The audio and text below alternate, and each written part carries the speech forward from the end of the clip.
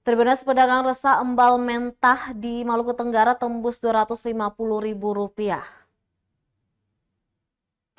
Sejumlah pedagang di Pasar Langgur, Kabupaten Maluku Tenggara resah harga embal mentah meroket. Kini embal mentah utuh dibanderol Rp250.000. Harga sebelumnya hanya Rp150.000. Menurut pengakuan pedagang, lonjakan harga perlahan sejak akhir tahun 2023.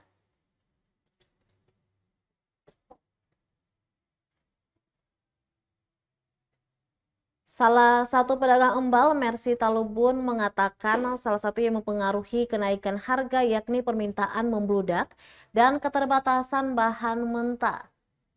Akhirnya para pedagang menaikkan harga secara sepihak.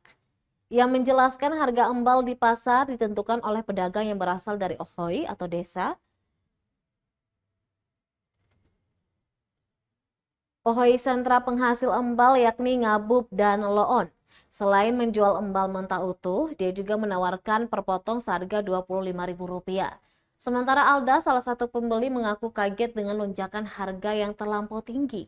Dia pun berharap dinas terkait turun tangan agar pangan khas warga Maluku Tenggara itu bisa kembali normal.